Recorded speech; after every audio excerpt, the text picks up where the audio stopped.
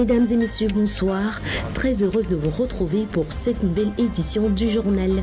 À la une ce soir, économie.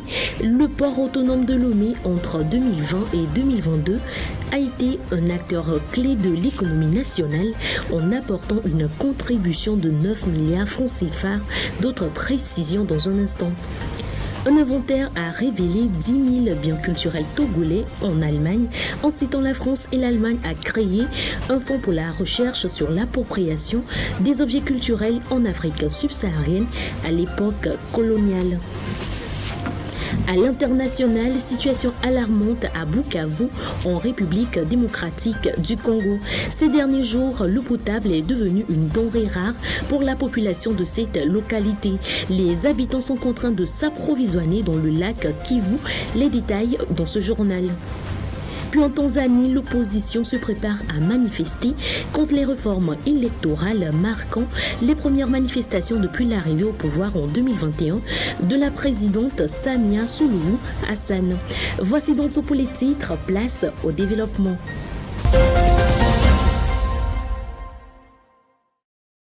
Bienvenue à tous. Entre 2020 et 2022, le port autonome de Lomé a généré une contribution significative de près de 9 milliards francs CFA pour l'économie nationale. Les impôts sur les sociétés versés par le port ont connu une baisse et son trafic portuaire a également diminué en 2022. D'autres précisions dans ce qui suit. Le port autonome de Lomé est un élément moteur de l'activité économique du Togo. Entre 2020 et 2022, le port a contribué à hauteur de 9 milliards de francs CFA à l'économie nationale. Cependant, une analyse des données fiscales révèle une tendance inquiétante. Les impôts sur les sociétés, IS, versés par le port ont chuté de presque 200% entre 2020 et 2021, passant de 3 milliards de francs CFA à 1 milliard de francs CFA. En 2022, cette contribution a encore diminué, le port autonome de Lomé n'ayant versé que 347 millions de francs CFA, soit une baisse supplémentaire de 276%. Cette baisse peut être attribuée à une diminution du trafic portuaire en 2022. Selon le classement 2023 du top 100 des ports mondiaux de la revue britannique Lloyd's List, le volume du port de Lomé est passé de 1,9 million de VP en 2021 à 1,8 million de VP en 2022, soit une chute de 6,5%. Notons que parallèlement à cette baisse des impôts, les dividendes ont fluctué, passant de 1,5 milliard de francs CFA en 2020 à 1 milliard en 2021, puis à 1,7 milliard en 2022. Malgré ces défis, le chiffre d'affaires du port autonome de Lomé a augmenté de 34% en 5 ans, passant de 26 milliards de francs CFA en 2017 à 35 milliards de francs CFA en 2022. Cette augmentation suggère une résilience face aux défis et une capacité à se redresser. Lancé depuis 2017 et piloté par l'Agence nationale d'appui au développement à la base ANADEB, le programme des cantines scolaires sera bientôt confié aux collectivités territoriales. L'objectif reste le même, il vise à lutter contre la malnutrition chez les enfants et améliorer le taux de fréquentation scolaire. L'alimentation scolaire est un excellent moyen de rétention et d'augmentation du taux de réussite. C'est pour cette raison que depuis 2017, le Togo a mis en œuvre les cantines scolaires dans les écoles primaires publiques. Ceci est une sous-composante du projet de filets sociaux et services de base piloté par l'Agence nationale d'appui au développement à la base ANADEB. Mais désormais, ANADEB va commencer par passer la main aux collectivités locales. Ainsi, 3 communes sur les 117 que compte le Togo ont été désignées dans la région des Plateaux pour expérimenter en phase pilote ce transfert de gestion. Il s'agit en effet des communes Est-Mono 2, Akebou 1 et Anié 1. Rappelons que le programme des cantines scolaires vise à lutter contre la malnutrition chez les enfants. Au titre de l'année scolaire 2021-2022, les cantines scolaires ont touché 1121 écoles primaires publiques avec plus de 17 millions de repas chauds offerts aux enfants. Bien que des progrès législatifs importants aient été réalisés, les plus de 600 000 personnes handicapées au Togo demeurent confrontées à la stigmatisation et à l'exclusion sociale. D'autres précisions dans cet élément de Gloire Lodonou et de Bernard Kambi. L'intégration socio-professionnelle des personnes en situation de handicap est un sujet de préoccupation majeure. Selon le rapport mondial sur l'équité en santé pour les personnes handicapées, 1,3 milliard de personnes dans le monde vivent avec un handicap important. Au Togo, la population des personnes handicapées est estimée à 614 500 personnes. En effet, le Togo a pris des mesures pour favoriser l'intégration de ces personnes. Ainsi, depuis mars 2021, il a ratifié la Convention relative aux droits des personnes handicapées de toutes les libertés fondamentales sans discrimination. De plus, le pays a inscrit le handicap dans ses actions prioritaires et déploie diverses initiatives dans ce sens.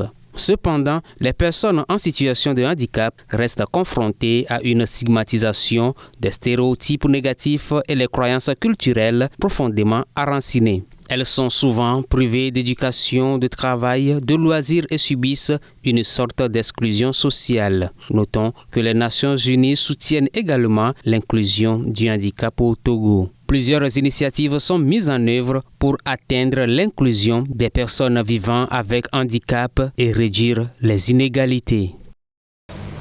Et puis, un inventaire a révélé la présence de 10 000 biens culturels togolais en Allemagne dans un contexte où près de 90% des trésors culturels de l'Afrique subsaharienne résident en dehors du continent. Dans ce cadre, la France et l'Allemagne ont lancé un fonds pour la recherche sur l'appropriation des objets culturels en Afrique subsaharienne à l'époque coloniale. Les détails avec Harold Messon-Hatton. Un inventaire minutieux a identifié 10 000 biens culturels togolais en Allemagne, dont 3 000 à Berlin et 2 500 à Leipzig et à Brême. La restitution de ces biens demeure complexe et nécessite une identification précise des bénéficiaires potentiels avant d'entamer la procédure.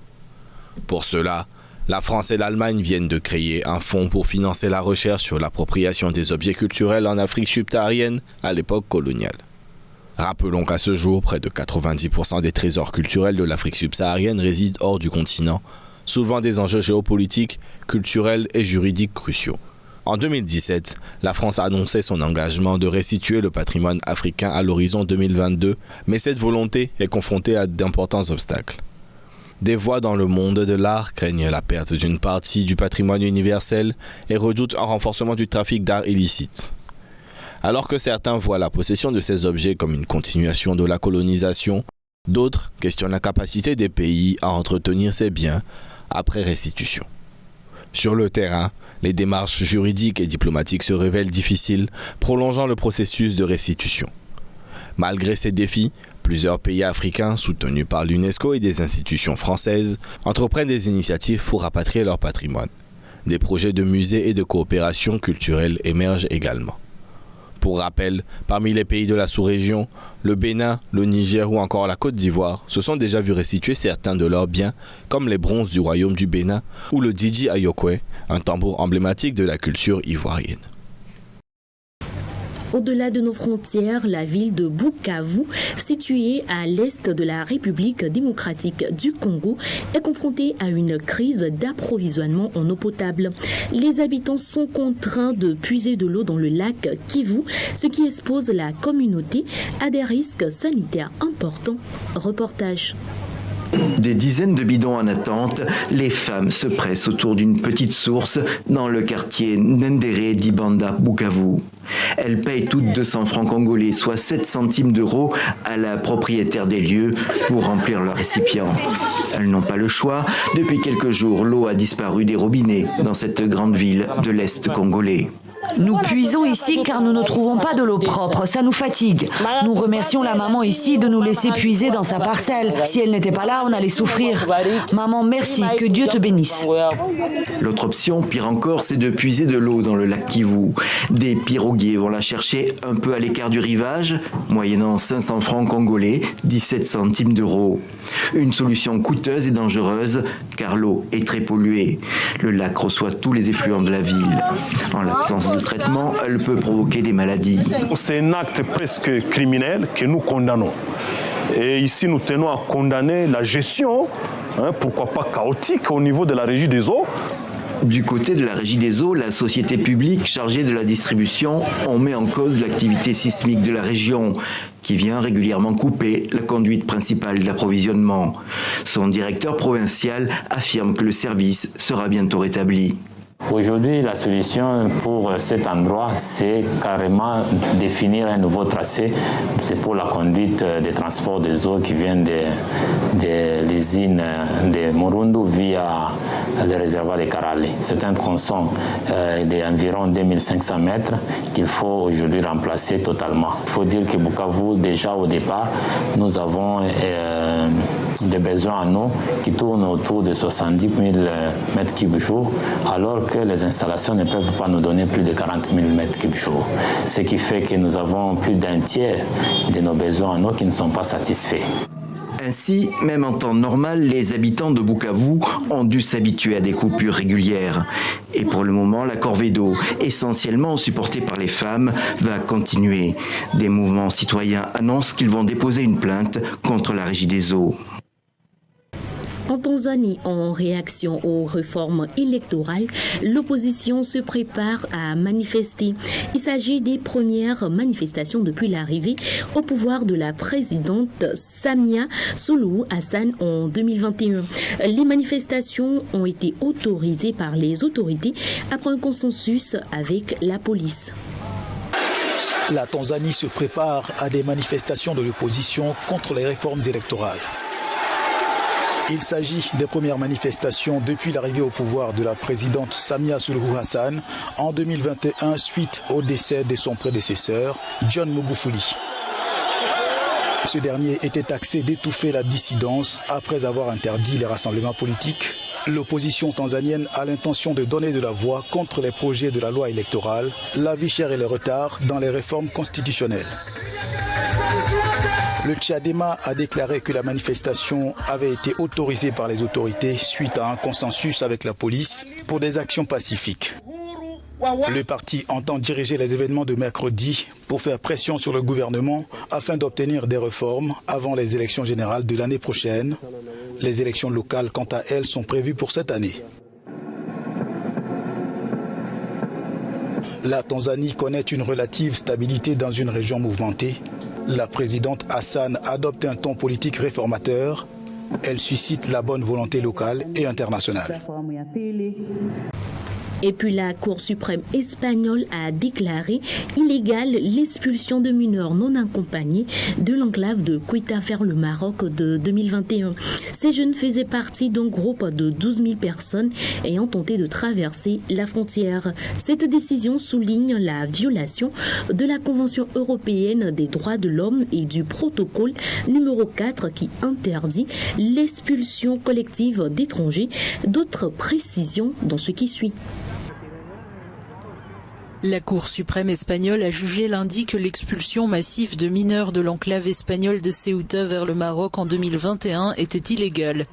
Des centaines de mineurs non accompagnés faisaient partie d'un groupe d'environ 12 000 personnes qui ont tenté de traverser cette frontière entre le Maroc et l'Espagne en mai 2021, en escaladant une barrière frontalière ou en la contournant à la nage. L'Espagne est légalement tenue de s'occuper des jeunes migrants jusqu'à ce que leurs parents puissent être localisés ou jusqu'à ce qu'ils atteignent l'âge de 18 ans. Mais les responsables ont déclaré qu'un accord conclu en 2007 entre l'Espagne et le Maroc prévoyait des retours assistés une fois que les cas des enfants avaient été examinés. Le tribunal a jugé que l'expulsion violait l'intégrité physique et morale des migrants et violait la Convention européenne des droits de l'homme. Le ministère espagnol de l'Intérieur avait défendu l'expulsion de jeunes en 2021 et a nié qu'elle viole le droit international, arguant que ces mineurs souhaitaient rentrer chez eux. Les ports israéliens subissent des pertes suite aux attaques en mer Rouge menées par les rebelles houthistes en soutien au Hamas. Le port d'Eliat, loin des ports commerciaux les plus importants du pays vers la région Asie-Pacifique, tourne au ralenti en raison de ces attaques. Le port d'Eliat en Israël tourne au ralenti en raison des attaques des navires en mer Rouge par les rebelles houthis en soutien au Hamas dans sa guerre contre l'armée israélienne. Or, le port d'Eliat est le seul débouché du sud d'Israël sur la mer Rouge. L'infrastructure dit déjà avoir perdu 3 milliards de dollars en raison de l'instabilité sur cette voie. Nous ne recevons plus de la marchandise en provenance de la Chine, du Japon, de la Corée du Sud et de l'Inde qui arrive à Eilat par le détroit de Bab el-Mandeb. Les navires craignent de passer par cette voie. Nous ne recevons donc plus de navires depuis le 1er décembre. Selon le patron de l'infrastructure, les opérations du port peuvent à peine être maintenues jusqu'en février. Il envisage même de supprimer des emplois et de fermer une partie de ses activités si la tendance n'est pas inversée.